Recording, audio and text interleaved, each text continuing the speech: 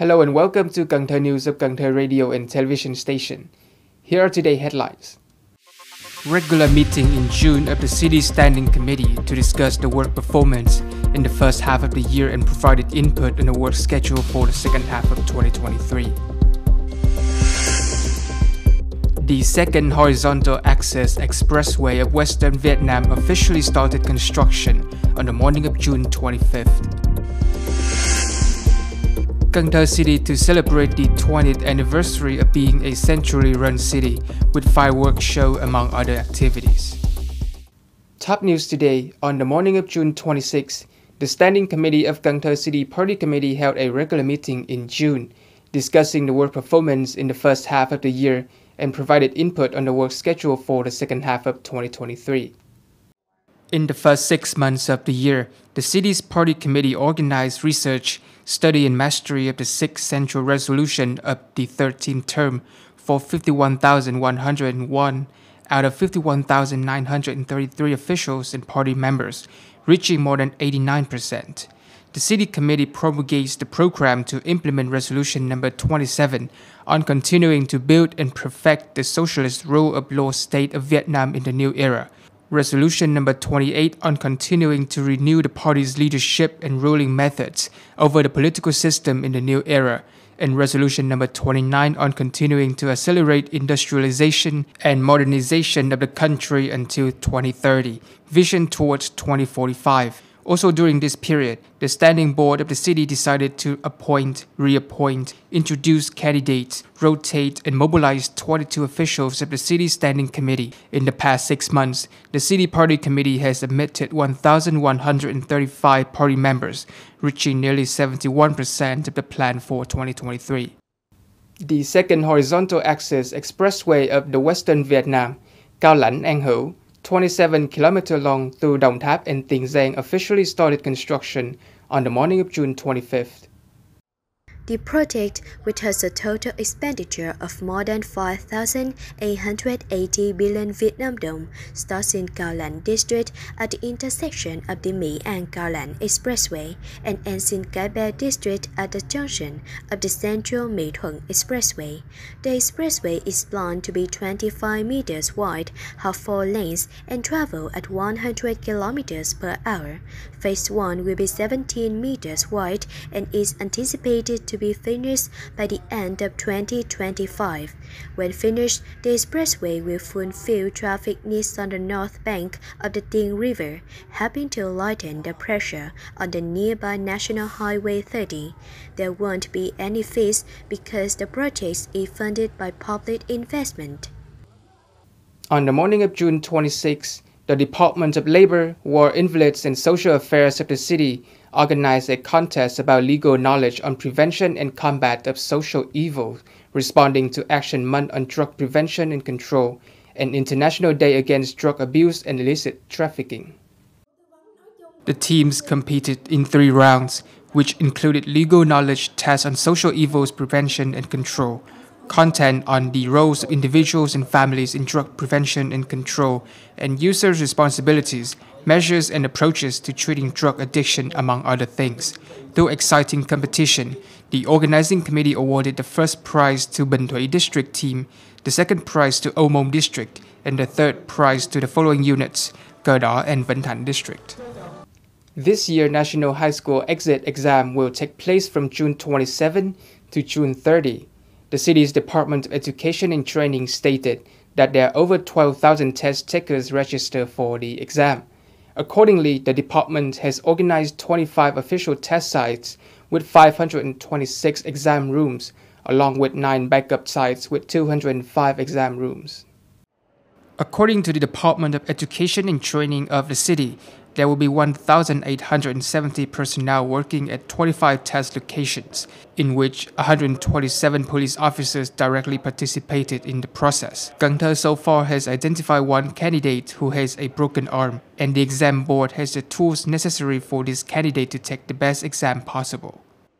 Dr. Ông Huy Thanh, Deputy Director of the Children's Hospital of Cần Thơ City, recently responded to the worries of parents of young children when hand, foot, and mouth disease has increased rapidly in recent weeks, particularly the shortage of medication to treat the disease.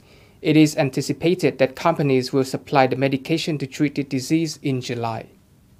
According to Dr. Thành, in the past week, the number of children with HFMD who came for examination and treatment at Children's Hospital in Cần Thơ City decreased by about 20% compared to the previous week. At the same time, the number of severe cases also decreased when last week the hospital received 11 severe cases and currently it is treating 8 severe cases.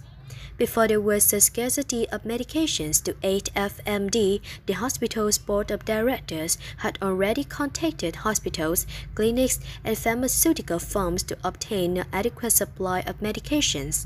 The businesses said that they may continue to provide immunoglobulin to treat HFMD at the hospital when they wait for an import license, which is anticipated in July.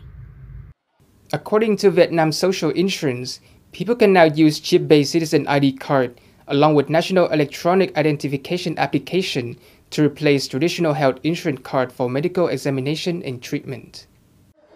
Specifically, the system has verified over 86.9 million people in the National Insurance Database with the National Population Database. Over 117.5 million records of social insurance and health insurance information have been submitted and shared by the Vietnam Social Insurance System for the National Population Database at the same time. Over 29.2 million successful searches for information with chip-based cards in medical examination and treatment procedures covered by health insurance have been made at 12,455 medical facilities nationwide, reaching 97.27% of the total number of facilities covered by health insurance. On the morning of June 26, in Phong Điền District, the Farmers Association of Cần Thơ City organized a workshop on techniques to nurture and handle flowering on durian trees. Professor Dr. Trần Văn Hậu, a former senior lecturer at Cần Thơ University, gave instructions at a workshop on how to manage durian flowering, including how to gauge the growth of durian trees for farms used for processing fruit after the fruit harvest, stimulate flowering, and the handling of flowering and fruit development. Farmers who attended the workshop raised a lot of questions and shared their ideas about common diseases affecting durians and ways to treat them.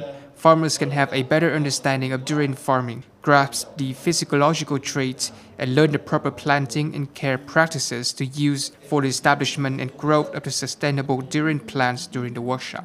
From the beginning of the year until now, Cần Thơ Youth has simultaneously launched Green Sunday twice, with a total value of more than 1,300,000,000 Vietnam dong, attracting the participation of over 23,000 union members and people.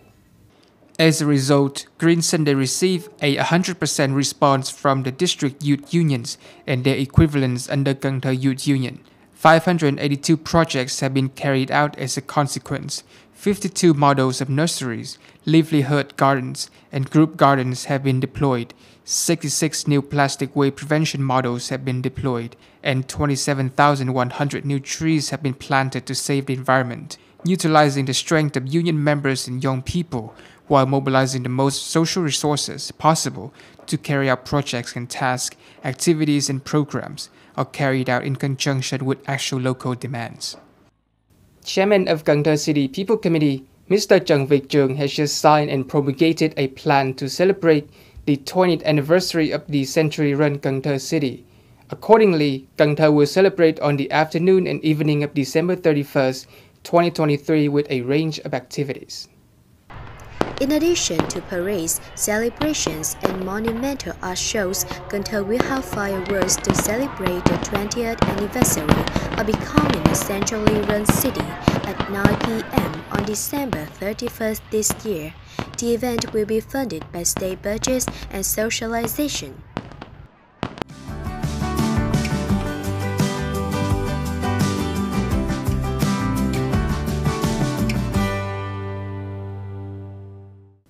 Coming up next is the weather forecast.